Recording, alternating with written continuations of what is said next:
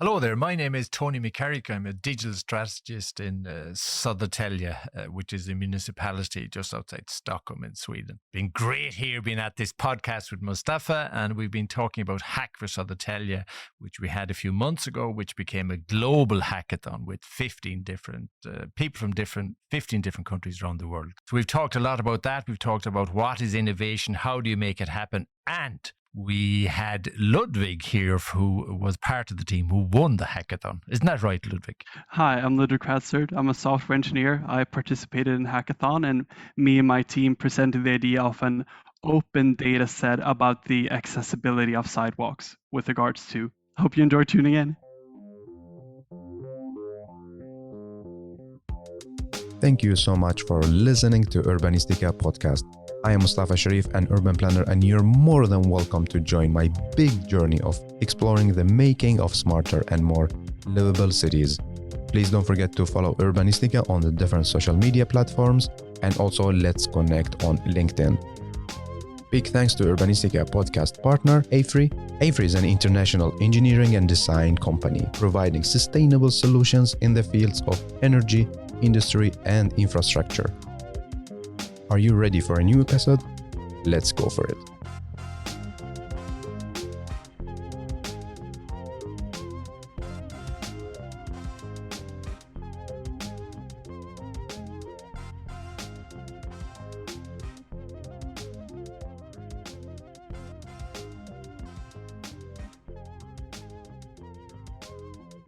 I have the pleasure to welcome you, Tony, and Ludvig to Urbanistica Podcast. Hey, and welcome. Thank you very much. Thank you, Mustafa. It's great to be here.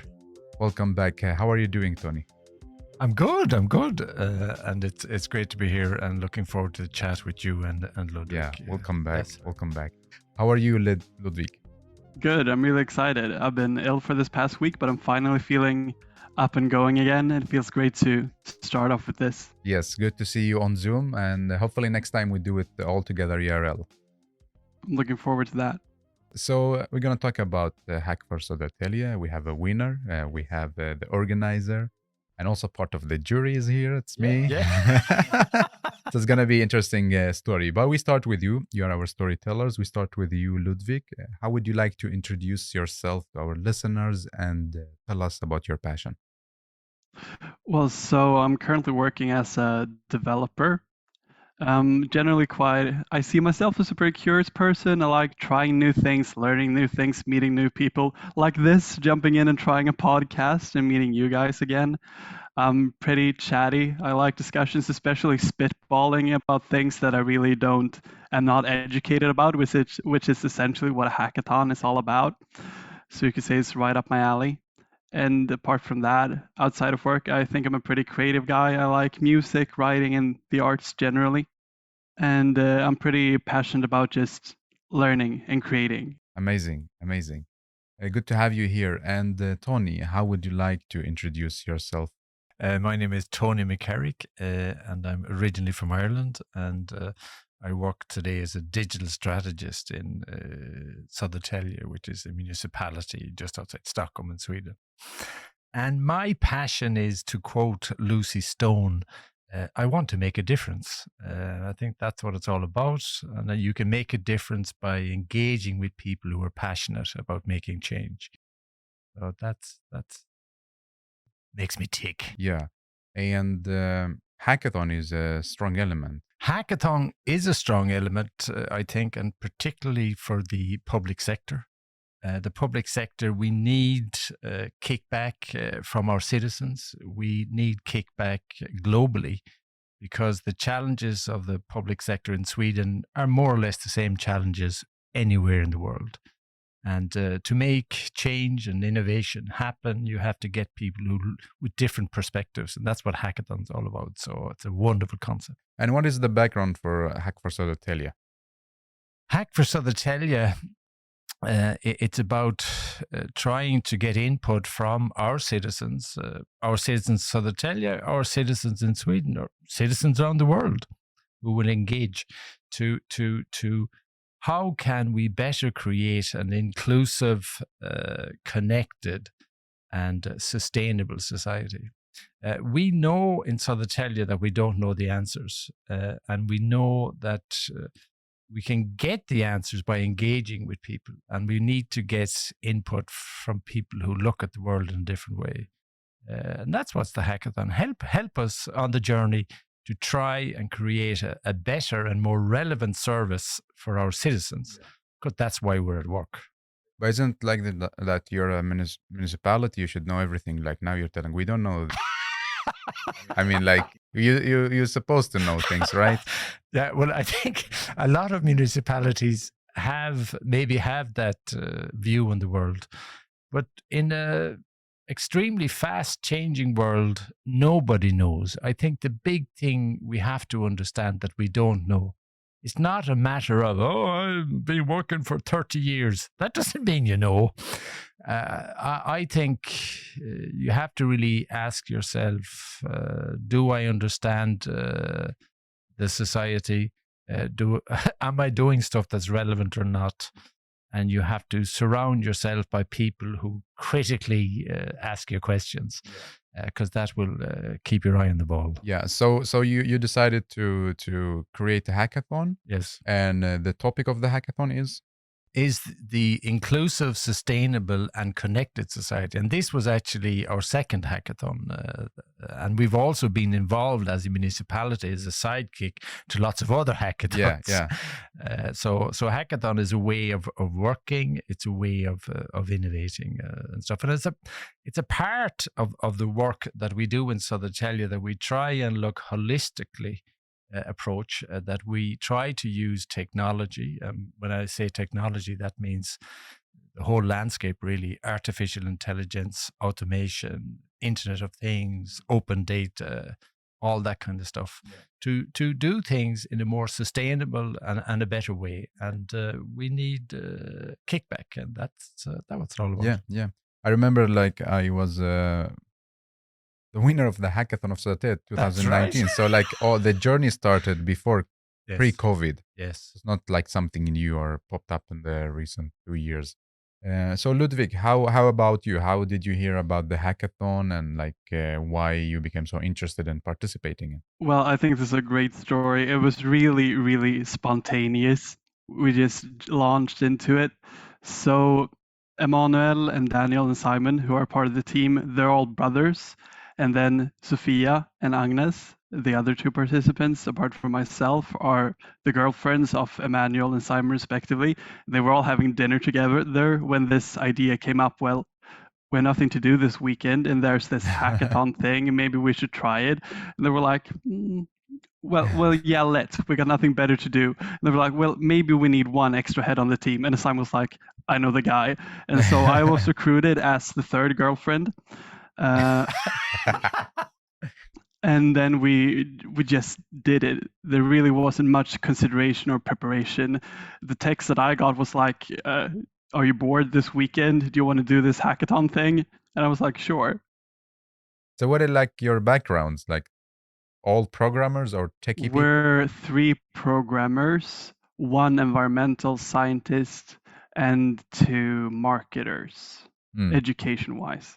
Yeah. But I mean, like, you participated not only because you were bored, maybe, like, no, did you see there is something but like, how to say, there is a mission or interesting task to work with? I mean, the initial decision was really spontaneous and it wasn't really rooted. We didn't have much understanding of what the hackathon was about. That came as we were doing it. We just dove in and saw, oh, these challenges actually seem to be quite important, you know. Yeah. And do you live in Södertälje? I do not. The rest of the team do. Cool. So you have like both perspective, the local and visitors. An outside perspective. I guess you could say, yeah. Yeah, interesting. So Tony, what are the challenges or you call it challenges, right? Not categories in the hackathon. Well, we had 3 categories, Mustafa, and one of them was the inclusive society. And we had 3 challenges under that. And one of them in challenges in that category was, how do you best get from A to B? And how do you help people in the society, maybe if they're physically impaired or something like that kind of stuff. But also the inclusive society is also about making information available and making it understandable to the person who's receiving it. And we got some great pitches about that. One of them is using AI and voice and simultaneous translation from number of languages to Swedish. And this kind of stuff is happening enormously quick, and this can really be a game changer. We talk a lot in Sweden about we have to help people get integrated into society, and that's great, but let's do something about it. There's ways to do it. Let's help each other, and there's lots of people out there with great ideas. We just have to get together and get the job done. Exactly. Like instead of producing policies and programs and talking about and arguing about like why should we do that, but let's do that. Let's take some actions. So how do you come up with these categories, like the work behind that? You decide, okay, we will go for these three. Yeah, and thank you. Great question. And of course, the hackathon is about many different things. One of the things is about that our municipality had to try and decide, well, what type of problems do we need to solve? And of course, my little unit, there's only 5 of us. We don't know which questions to ask. But of course, we've talked a lot with organization. And one of them is with the welfare part of the organization. And it was them that came with the suggestion that it should be the inclusive society, because it's a lot of people who are older on all that kind of stuff. And then, of course, when in relation to the connected society, Södertälje is very progressive in lots of different areas. So we've built up an infrastructure for Internet of Things, open data, we use AI and that kind of stuff. So we've connected a lot of stuff. We work a lot with real-time data, giving people information when they want it and how they want it. So one of the things in the hackathon, we were asking our citizen, what kind of information do you need and how should we package it? Because you always have to ask the users, of course, what is relevant. And then, of course, the third part is the sustainable society. And that, of course, is on the table for everybody. And sustainability and digitalization go hand in hand. You can't solve sustainable questions without that. So that was another part of it. And our hope was that these 3 different categories would actually enforce each other, and so that 1 + 1 + 1 would become at least 678. Yes. And before we go to Ludvig and talk about like the hackathon, tell me about the organization. Like, did you had partners, the financial part, and like how long is the hackathon and so on? Like, give me just a highlight about it. Yeah, great stuff. Thank you, Mustafa. Yes, it was just after the COVID. So we were discussing, would we have it in real life or online? And we decided we would do it online. And we decided we would do it short and sweet, 24 hours. And we also decided that if we're going to do a hackathon, of course, you have to get people who are going to participate. That's the big thing. But we also thought that we also need partners. We need coaches with lots of know-how. Because if you put the know-how into the arena, then you give the people who are participating the chances. And every part that I asked, would you help Södertälje? They all said yes, without a doubt. And that meant that what they were saying yes to was, yes, I will work 24 hours for free on a Saturday and a Sunday and help people. And we got some wonderful people who were experts in different parts of artificial intelligence, voice, natural language processing, etc., but also with open data, but also Internet of Things. And by getting people with lots of different know-how in the same space, that really makes the magic happen. So that was wonderful, and they also supplied not only the know-how, but they also helped us spread it in the network globally, of course, and they also gave us the prize money for for the three winners.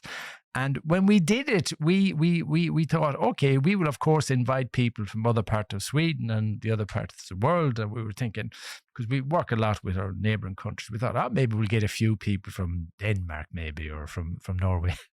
But as it turned out, and nobody was more surprised than us, our little hackathon in Södertälje became a global hackathon. And so we had representatives from 15 different countries. 15. Just think, we had people from South Korea, we had people from Canada, we had people from Germany, we had people from Kenya helping little Södertälje. That was a wonderful experience and an enormous kick to everybody. And it really shows as well that our challenges for society, they are global. The challenges are global, but the answers are also global. And I think we have to be better at realizing the potential in that there's so many people out there who want to help. And I think we in the public sector have been much better in realizing that help. We had hoped that we would get lots of other municipalities from Sweden, but one other municipality of the 289. Only one. Why? Good question. Why do you think only one? I don't think that they realized the potential of it. They didn't maybe realize what you could get back from it. After the hackathon, we've had quite a lot of municipalities who have come to us. How did you do it? Why did you do it? Etc. Etc. This is like what I noticed. This is the culture here in Sweden. Like organization waiting for somebody to do it first. Yes. And see if it works or not. Yes. And then they will copy exactly the same and doing the same thing. So maybe things go super slow in the beginning. Yes. But when it works, everyone will join. Yeah, I think it's like that, Mustafa. And I think in Södertälje, we don't have time to wait. And I don't think the other municipalities have time to wait. The time for waiting is over. There's a number of publications, national and international, that shows that the offently sector in Sweden is really lagging behind. So waiting is not the answer. I think municipalities have to understand that our citizens are not going to wait. And some of the stuff that we got from the hackathon, where another team from Ludvig, who said that, you guys in Södertälje, you guys have to be much better at making data-driven decisions. Yeah. And they were right. And we have to understand, who work in the public sector, that our citizens will not wait, because we have to deliver a relevant service. And that's what it's all about, I think. Yeah. If I can I think you're making a really great point about, citizens are done waiting and how municipalities can work more with their citizenry generally. I think that a good example, which might be a tad bit political, is have you heard about Öppna skolplattformen in Stockholm? So there was this digital platform for all the parents, and the one developed by the municipality wasn't really appreciated by parents. They thought it was buggy, there were issues. And then some parents who were developers realized that, we can actually access the API. We can build our own interface that is more usable. And so they did. And then people started using the Öppna skolplattformen, the parent-driven alternative instead. And it was really beloved until the municipality sued for data security breach. So if you make the data available, people will make their own solutions if the issue is significant enough. Yeah. And thank you, Ludvig. I really agree. We have to understand in the public sector, that's the way we have to work. We have to know that we don't know enough, that we in the public sector are not going to be able to give these solutions that are good enough. But if we give the possibilities to our citizens, then we can make the magic happen, if we can help each other. And I think that is definitely key for I think this is finding the magical balance between citizens, public sector and private. Then you will really see the magic, because nobody of them can fix it by themselves, And back to you, Ludvig. Tell us more about the hackathon, like how you started the team and like the process. Tell us the story, because we have also many listeners that would love to join future hackathons. So it's interesting to hear from you as a hacker. So where we last left off, I just told you that we had not planned for the hackathon at all. So that's how we started. It was all just blank slate. And in a way, I think that's a strength, and that's a takeaway that I want to share with the listeners, that you don't need to be prepared. You don't need to have a plan. Apparently, you can win by just getting in and doing it. Just before you continue, I was part of the jury, and it's not like it was low quality of submissions. So when you hear Ludvig, it's not that all the other proposals were zero, and that's how Ludvig won. No, it was like super high competition. So we just started looking at the challenges, and that didn't really help us get any ideas. We were like, oh, what issues do we see? Inclusive society. And then Sophia mentioned, well, I've heard that there's this issue in spring where, senior citizens take out their walkers too early and then they slip because the sidewalk is icy. And we were like, well, that's surely an issue that you could solve through digitization. Like, you should be able to keep track of the weather. And then we were like, well, what other information could be relevant to people who use walkers? We were like, well, curb cuts are interesting, where you have curb cuts, where curbs are steep, where there are slopes, etc. What the sidewalk is like. Is it smooth? Is it rocky? And then we just started accumulating and thinking of all these different factors. And then we started realizing that there's a bit of the curb cut effect. How curb cuts are developed for people who use wheelchairs so they can get onto the curb, but it's really useful for all of us, like parents with strollers, for example. So adapting society for one group of people benefits all. And we realized that, well, if our application can benefit people who use walkers, then it can benefit people in wheelchairs as well, and so on. So we just started looking at all data sets that are relevant when you want to traverse a city on wheels, essentially, whether that be a wheelchair or a walker. And I think there's some criticism to be levied here at maps like Google Maps, for example, who, when you search for a route, they always do the shortest route, bird's path, which is not really conducive to traversing a city by wheelchair, since steep inclines are a real issue, for example, and there's not really an option to search for a wheelchair adapted path. So what we're arguing for is that you should take these data sets that we have proposed, make them publicly available so that people can create their own applications, like Södertälje by wheelchair, for example, like all the wheelchair-friendliest paths, how to avoid the steepest inclines and the slippery ice. And who's owning the data that you propose? We haven't come up with an ownership model exactly. What we're imagining is probably that the Södertälje municipality, or perhaps Lantmäteriet, would be the owner of the data, but then that they would make it publicly available, like Öppna skolplattformen, but without the suing. Yeah. Tell me more about the process, like the teamwork. You had 24 hours.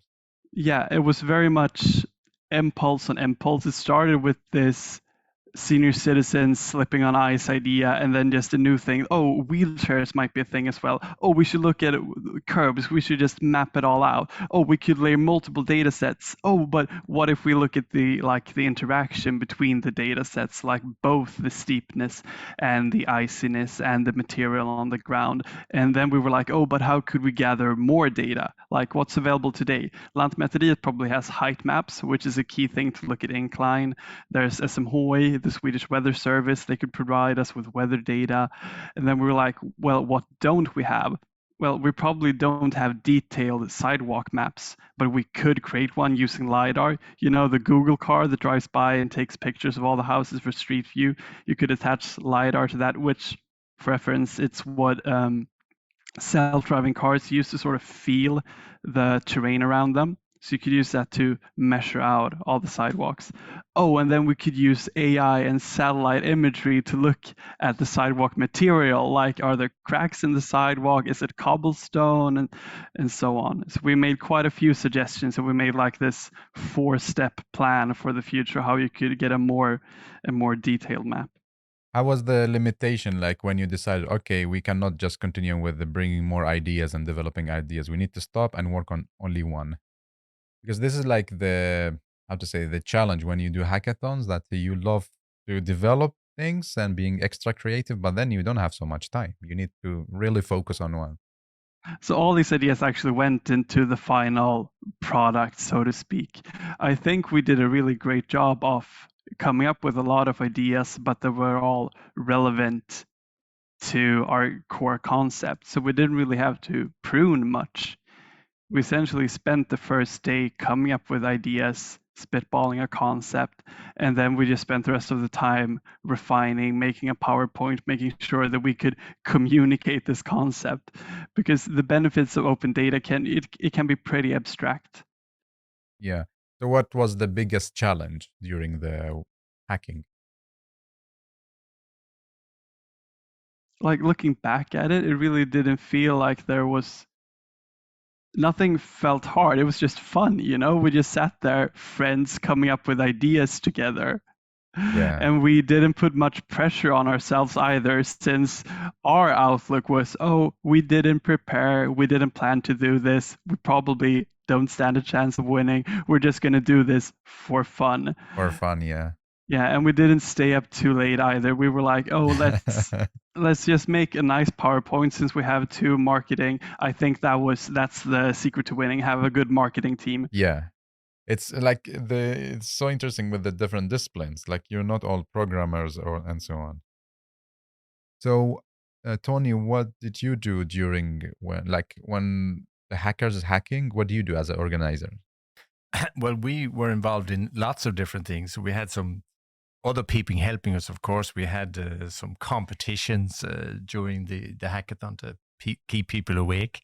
And we had some talks and stuff, and we did some interviews with people, tried to keep people going and keep the energy flowing.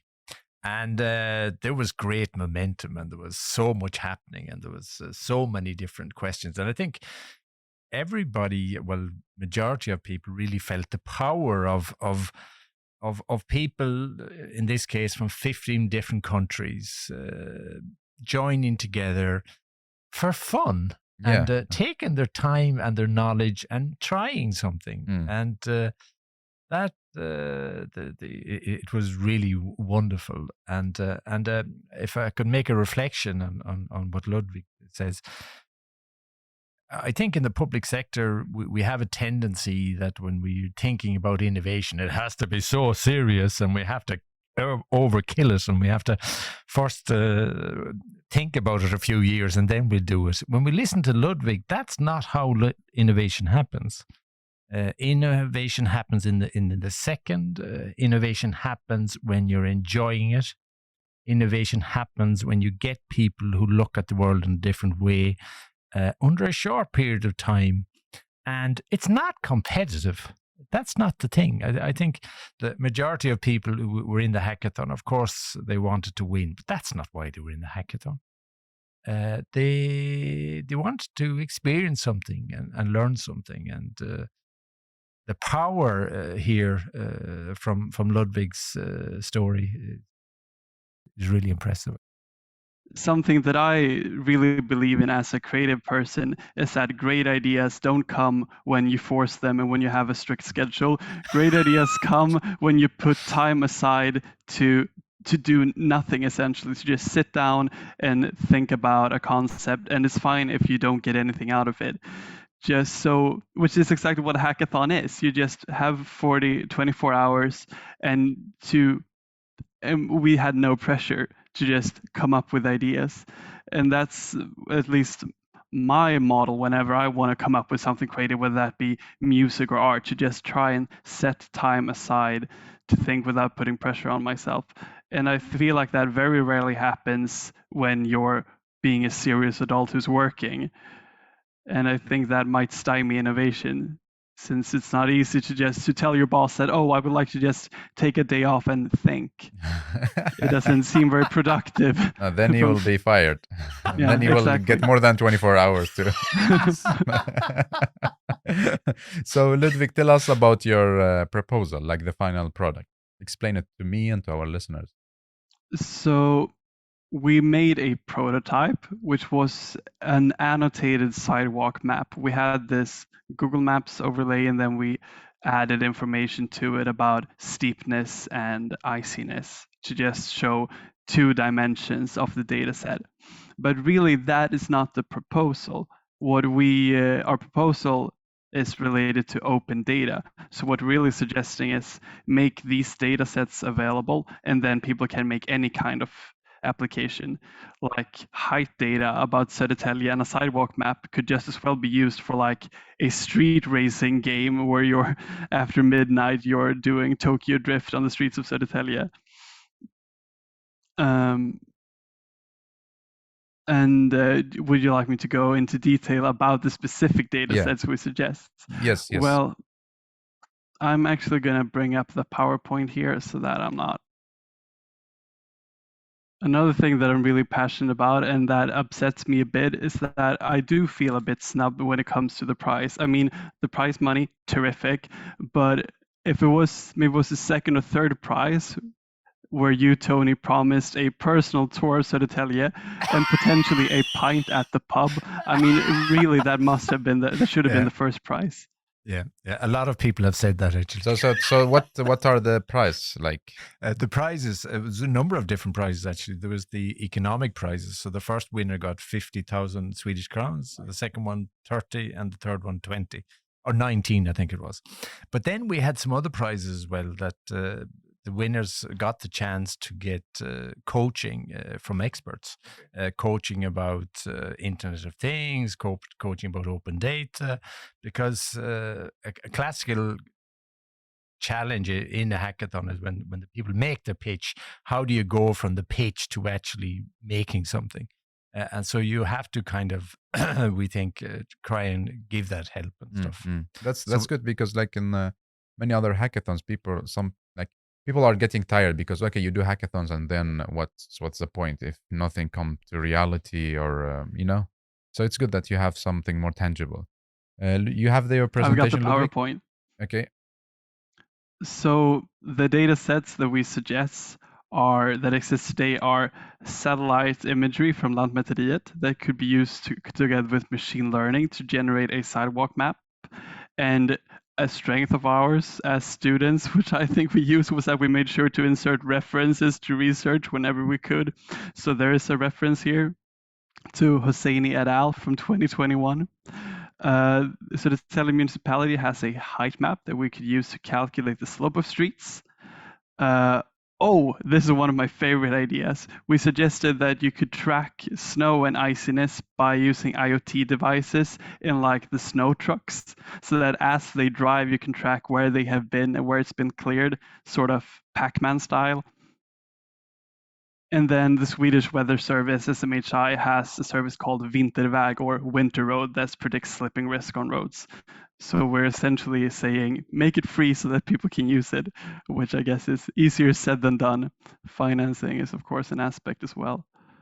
And then currently unavailable data, the shooting for the stars things, is this LiDAR scanning suggestion to really get all the curb cuts and the current state of the roads, as opposed to what's in the plans of the municipality.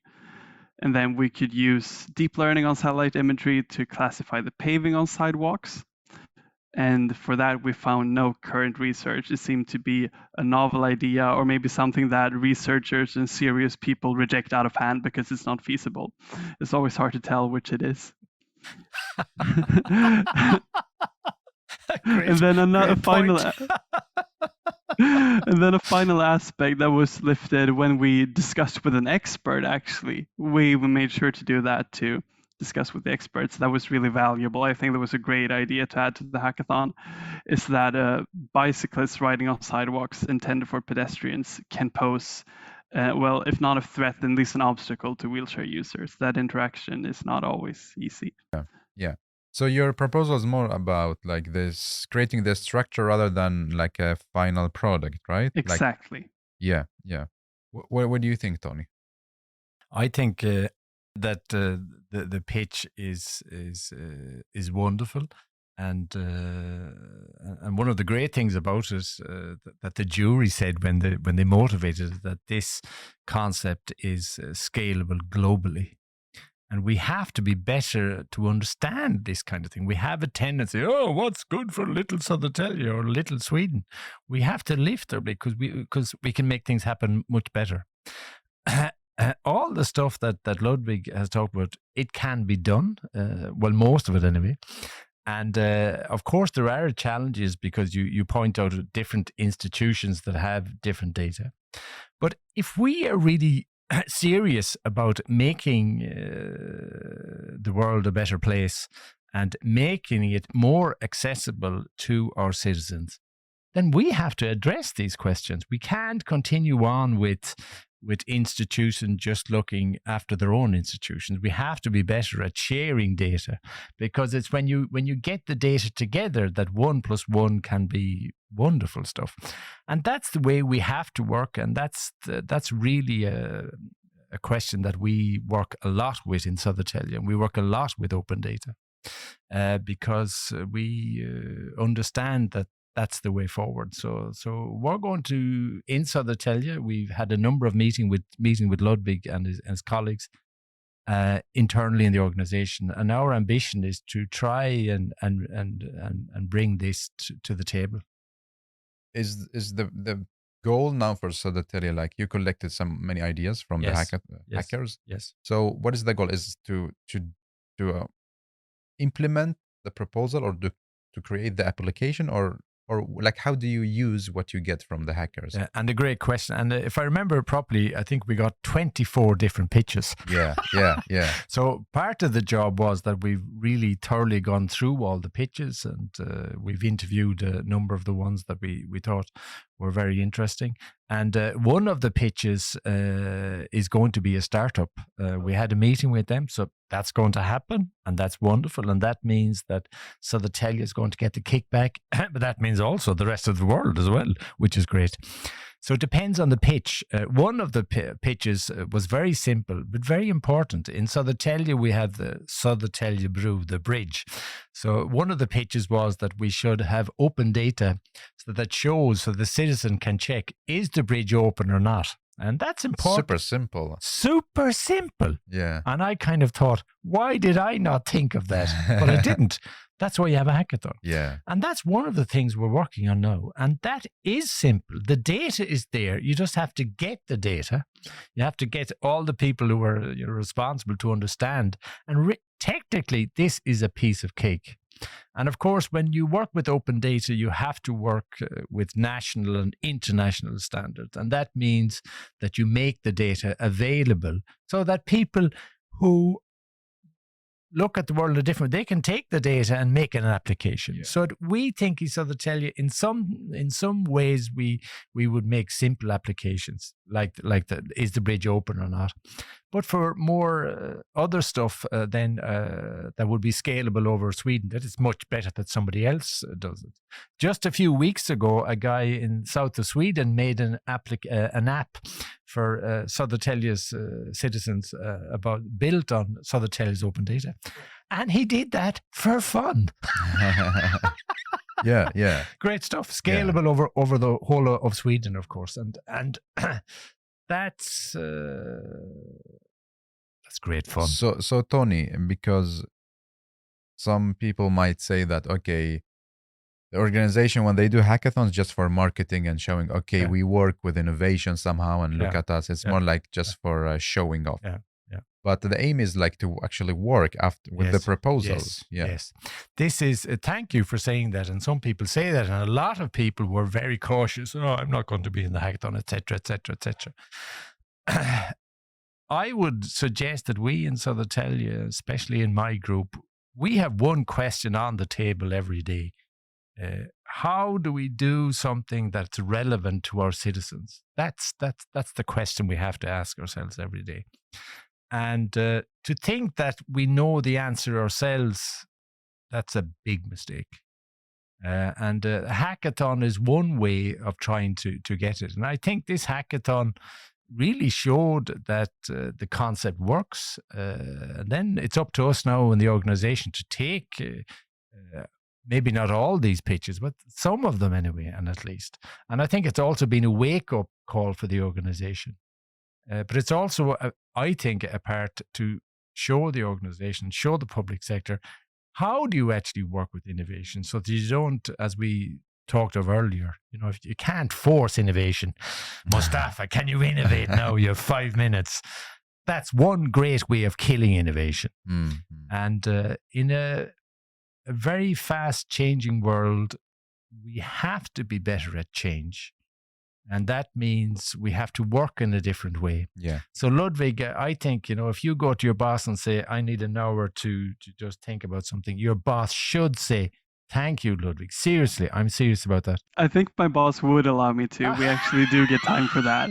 So I wouldn't get fired. Shout out to my boss. Because new technology, old ways of working, no change. So we have to, what does change look like? What does leadership look like? How does an innovation happen? Who knows what? I think there are important questions. Yeah. And Ludwig, how was it when the jury announced that you're the winner? Like, you were surprised, or? It was absolute shock. We were we were not prepared, but it was really disorienting. So we were watching the opening ceremony, and there was some delay because you had technical difficulties with the sound. And then in the middle of it, before you even started announcing, one of the experts who had consulted with us were like, "Oh, congrats!" And we were like, "Congratulations! What? They haven't announced anything." And then they announced the third place, and we were like, "Maybe we got the second place or some honorary award or something." And then second place, and it's like, "Oh, okay, I guess we didn't get anything." First place, Team Ptolemais. We're like, "What? No, this isn't true." That's so cool. Oh, it was so fun. Yeah, so yeah. Fun. Did you did you get a lot of, how to say, media or interviews? We did get some. Södertälje municipality, of course, did a lot of follow-up to interview us and to make this public, which I think is great.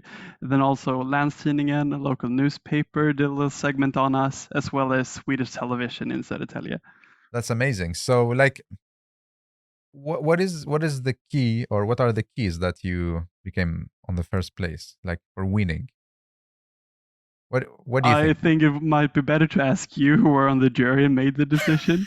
Well, I think that our biggest strength was that we're friends and we didn't have high expectations. So there was no pressure, really. We were all focused and we wanted to do our best, but we were also just there to have fun. So I felt like there was hardly ever a bad moment. We were just having fun the entire time, and then all ideas were welcomed. It was really the ideal brainstorming environment. Yeah. And how can we scale this or take this to a working place? Because here you cannot just only be a friends and no stress. In the end, you need to deliver something. Yes. That's why you're here. So how can we take this concept to a work place? I think that's quite a challenge for lots of organizations, and of course also for Södertälje. But I think some of the stuff that Ludwig is saying, you can translate it directly to any organization. And that's just that you're saying no pressure. I think that's an important ingredient. Pressure. If you try to pressure people, then you kill creativity. And we as organizations have to understand that.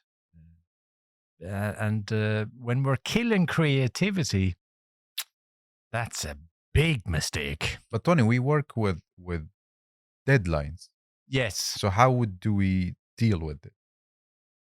Ludwig, you also think about how can we take this to... Well, so my concrete suggestion is to set aside time where there is no pressure, where you try to imagine that there isn't a deadline. I feel like as a developer, where you pick things from an infinite backlog, you can sort of get stuck in this hamster wheel where you're constantly thinking that, oh, there's such a high pressure, we're never going to get done, and so on.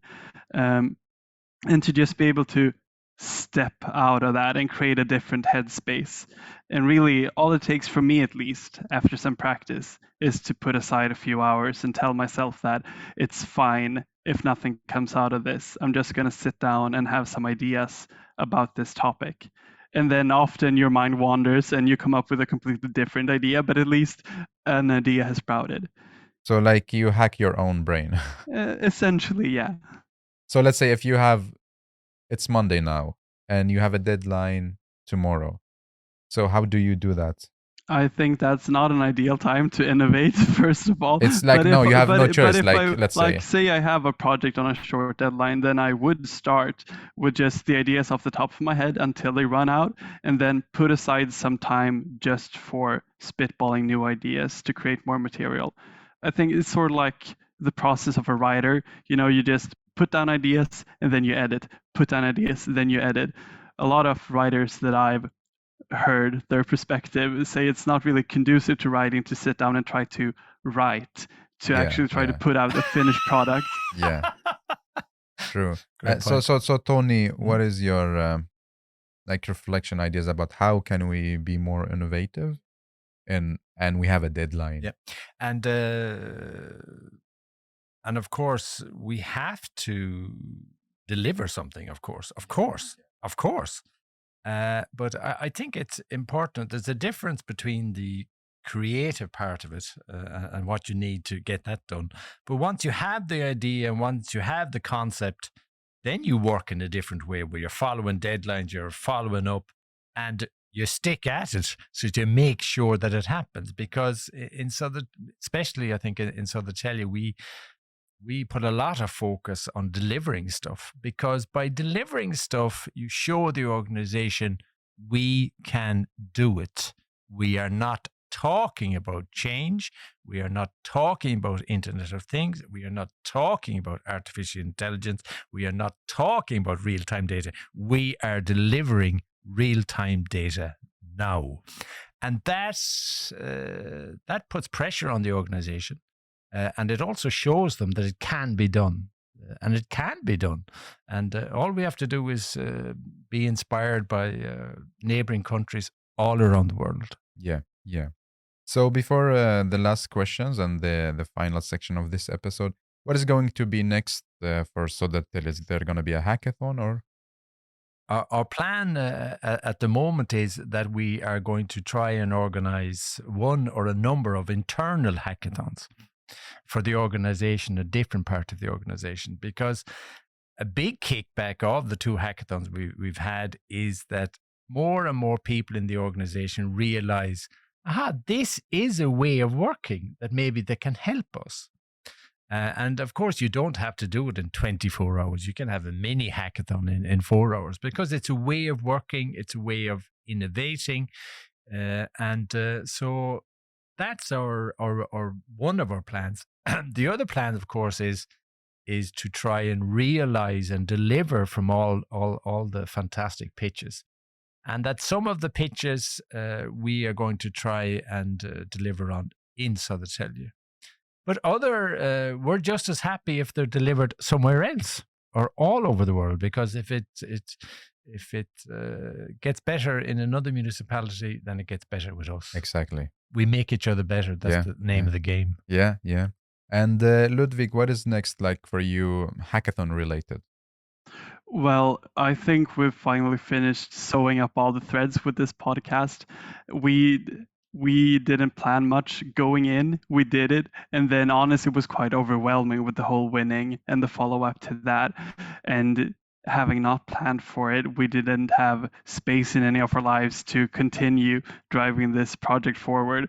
We're really glad that it was appreciated for what it is, and that Södertälje municipality is interested in continuing to see if something can come out of it. To me, that's the biggest honor, that the idea really is being valued. And now we're on the final section of this episode, and we start with you, Ludvig. Give me and give the listener 3 takeaway messages. Well, a big lesson that I learned is generally I have a bit of a technocratic lean. I think that decisions are best left to the people who have expertise in the area. So the idea that I, who know nothing about urban planning, should come here and have opinions on an Urbanistica podcast, I don't think I would have done that before. And the idea that I should step up to Södertälje municipality and be like, well, I think you could do things better. You should create an open data set about sidewalks. That's also, it seems a bit audacious to me, to say the least, but apparently it works. Apparently an outside perspective can be really valuable. And so that's a big lesson that was fun to realize. And a second takeaway. I want to reiterate that you don't need to have a great plan or be really prepared. Apparently you can do well even if you just jump in. Really, that's what a hackathon should be like. You're supposed to just start at zero. I think if you planned a lot before, or if you feel like that's a requirement, then it's not a well set up hackathon. You should have the support, as in the Södertälje hackathon, to just go in, be yourself, and still offer some value. I think that was great. And I guess the third one is, which is really, it's going to stay with me for a long time. It's enjoy the moment. It's an unforgettable quote and a great philosophy of life as well. Yeah, that's so true. So true. And Tony, how about you? 3 takeaway messages to me and to the listener. Thank you, Mustafa. And thank you, Ludvig.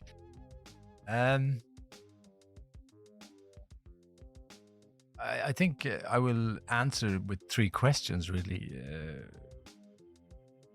The first one is, what do we want the world to look like? I think that's an important question we have to ask ourselves.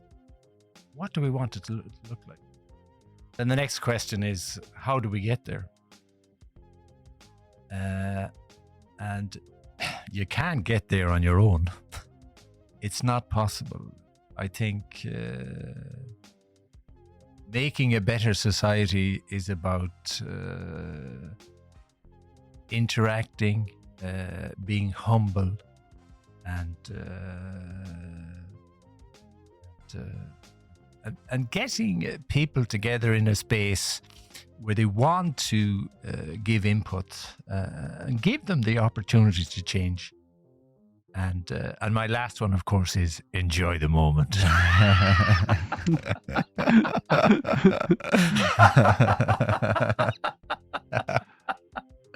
I know that we're supposed to end the podcast, but I'm really interested just to think about another classic input format for citizens is the town hall. That's very typical of the United States. How do you think that a hackathon, compare and contrast, what are the benefits? We don't do a lot of town halls in Sweden, do we? At least I've never attended one. Are you asking me? I'm asking you, Tony, since you're the municipality person. Yeah. Thank you. As far as I know, we don't. I think that the way forward, people are different, of course, and what attracts some people doesn't attract others. We have to develop different concepts so that we can get more interaction. And some people, we can do it with a hackathon, and some people, I think we can do it in the town hall. We have to be better at that. I can tell you guys that I have suggested that we should have a national hackathon. Hack the public sector. Anybody out there listening, just contact me. Let's help each other. We can make a difference. We can make a vision of what we want the society to look like. The future doesn't happen by itself. We're making the future. True. No. True. That's my answer, Ludwig. Yeah. True. So thank you so much for coming. Thank you so much for tuning in, and I'm really enjoyed the hackathon. Looking forward to participate in coming future hackathons. So keep up the good work. Thank you so much, Ludvig, and thank you so much, Tony.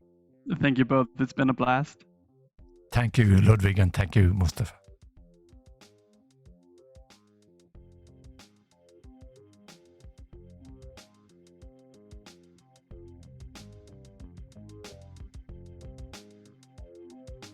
Well, thank you so much for listening to Urbanistica Podcast. I hope you really enjoyed this episode.